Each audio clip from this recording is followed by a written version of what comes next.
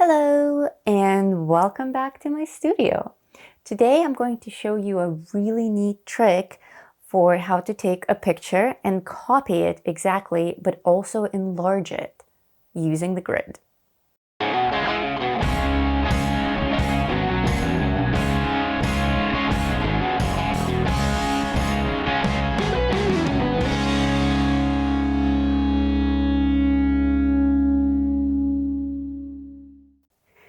This is everything that I'll be working with today. I have my reference pictures, I have the paper that I'm working on, I have two types of rulers, a graphite pencil. Ultimately, this will be a charcoal drawing, so I have my black and white charcoal, and you will need an eraser. Let's get started. So it all starts with a picture. Imagine you have a photograph or a postcard, something small and colorful and adorable that you want to transfer as an original drawing onto a larger page. I have this sample picture of a boy that I will be working with, and the first thing that I did is I scanned it to turn it into a black and white image, because ultimately my drawing will be a black and white charcoal drawing. Turning your image from color to black and white is a really good start if you're working with graphite or charcoal, because what you'll be transferring are the grayscale gradients. So already having the image in grayscale is a huge help. This way you don't need to worry about color.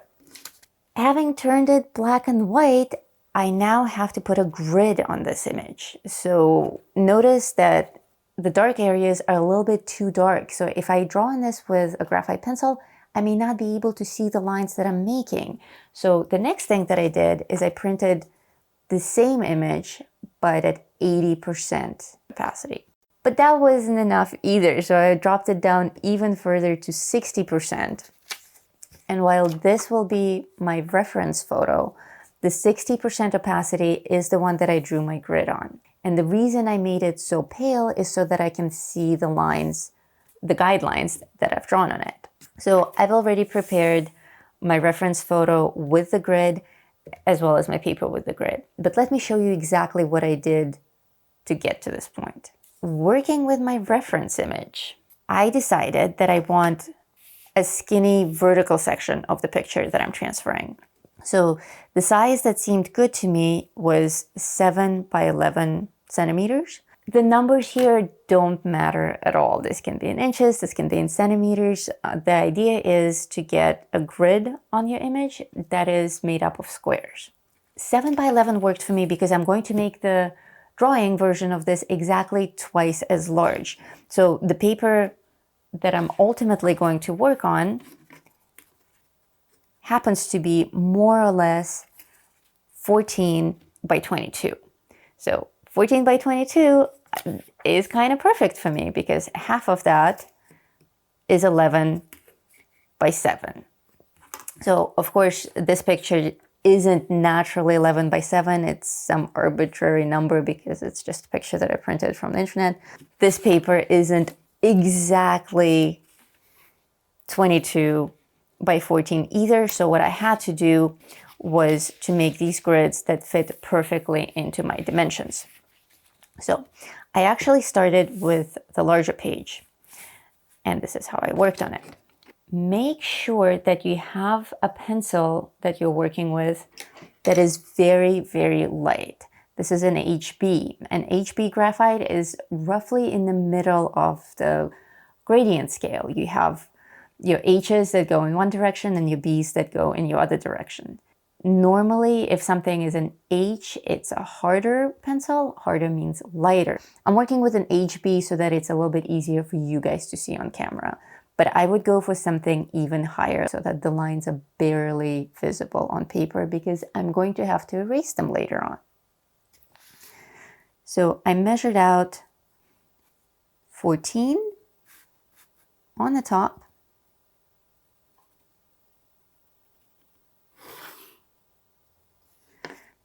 Measured out 14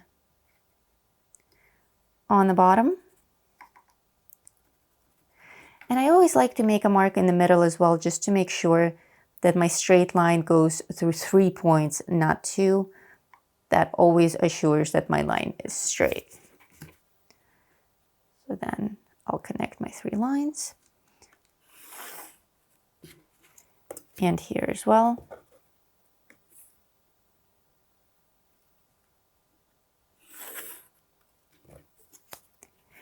And my height was 22.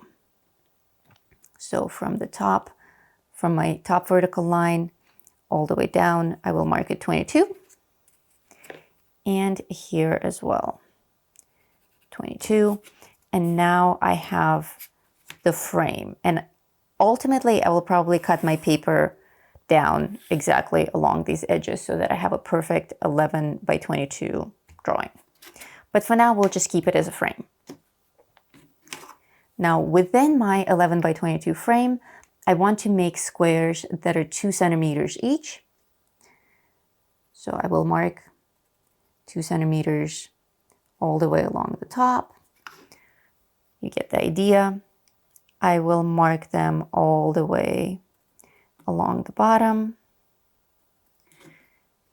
Maybe one in the middle, just to be sure. And then I will start drawing the vertical lines. Remember, very, very lightly, barely touching the page and using a pencil that you can later erase. So I will go from left to right and I will make all of my vertical lines. Then going down the side, I will also mark 2 centimeters going all the way down here. I will mark my 2 centimeters on the right side as well, going all the way down. And I will connect my dots, creating a grid, and on it goes. Finally, I will arrive at something like this, and I also like to mark them with letters and numbers. So I have 1, 2, 3, 4, 5, 6, 7, 8, 9, 10, 11, and I have A, B, C, D, E, F, G. And this way I can always find the exact square that I'm looking at. The trick is to have your grid matching on the picture and on the paper. So on my little picture, I am making a grid that is 7 by 11. And you can start with this and then make the bigger one. It doesn't actually matter. So here I will, the paper is a little bit larger than what I need, so I will make my first vertical edge here. And I'll start my measurements from here. 7. Make another 7 in the middle. And another one at the bottom. And now I can make my right vertical.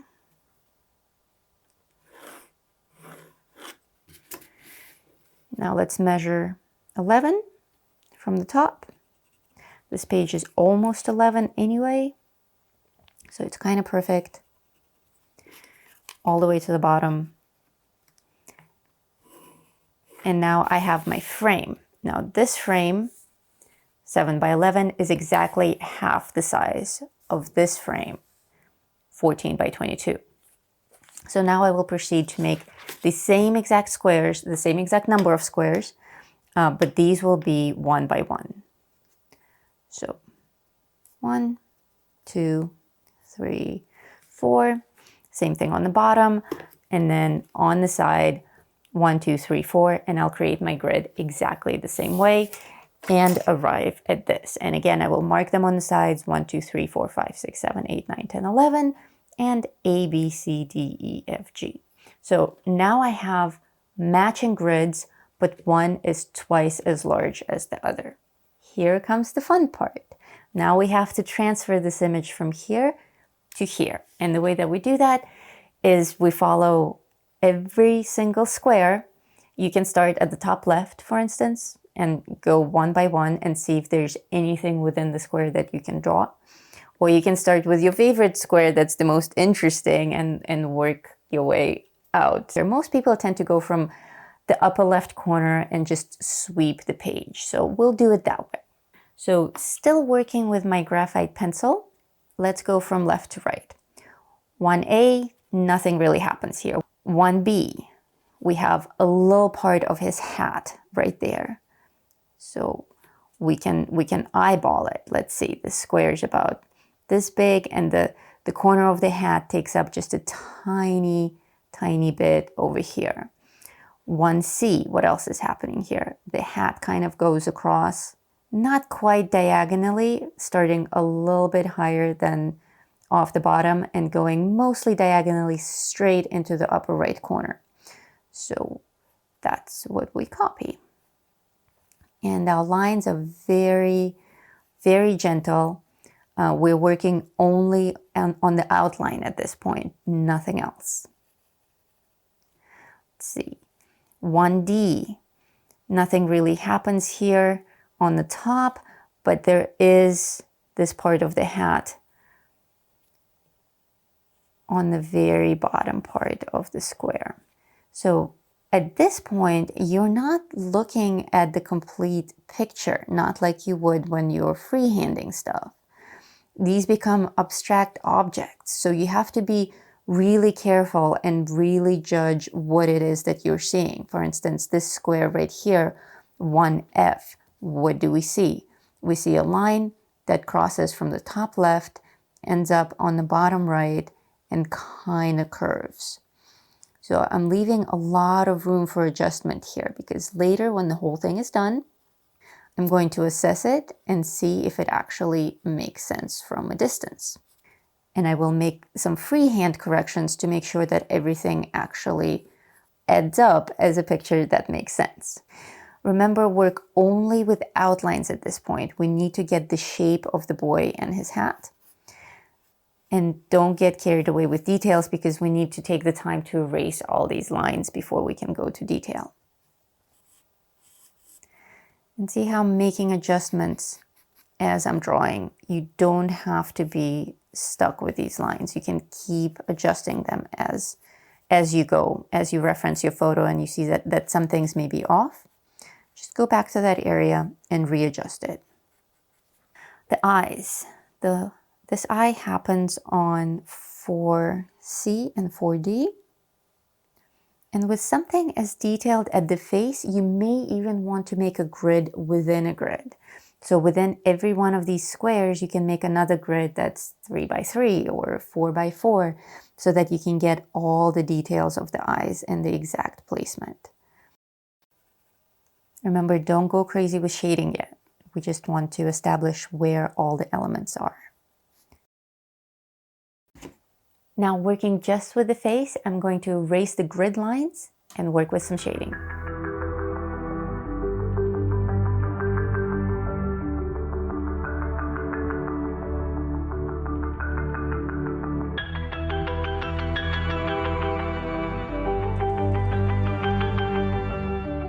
Anyway, I'm going to stop here before I get carried away. So you get the idea. You just continue working in your own style until it is complete. For me, I tend to work in charcoal, black and white charcoal, so I would just keep erasing these lines, the guidelines, and keep painting my portrait in the style that I wish the final outcome to be. So the thing that I want to point out about the grid is that it doesn't actually make the art for you. What the grid allows you to do is it allows you to establish the sketch really quickly. And then the rest of the time you actually spend drawing without the grid. When I teach my drawing students, I teach them that there's a hierarchy of steps in drawing, and it all starts with a base layer of a sketch. Everything is based on a sketch. If you don't have a clean and perfect, proportionate and believable sketch, it doesn't matter how much detail you add to it. It doesn't matter how perfect your shading is. You are not going to arrive at the perfect result. Now, not everyone is good at sketching. A lot of people are very good at shading, very good at details, but the sketching part is difficult. If that's you, the grid is your best friend.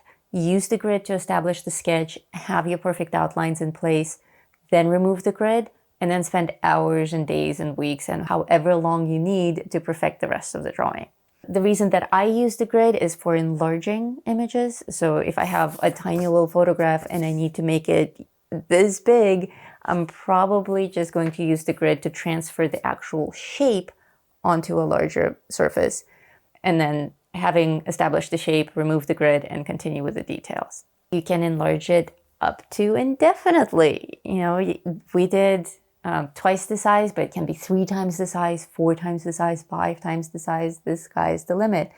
And you can actually shrink images as well. If you have a giant poster that you wish to draw onto a tiny little postcard, same exact thing applies. Make the grid on the poster, shrink it down on your actual page, and copy the shape. But remember, the grid doesn't actually make the art for you. I imagine that you already have some basic drawing skills or even professional drawing skills. So give it a shot. Pick an image, grid it up, decide what size you want your actual drawing to be, make a matching grid, and try following my steps to make a transfer. I would like to see what you make. Please do share your creations in my community, Talm. The link is showing up somewhere here on the screen. Of course, if you enjoyed this video, please don't forget to give it the thumbs up. It helps me out a lot. And subscribe to this channel so that you can see more fun tutorials on how to do cool art stuff. Have fun drawing. Bye.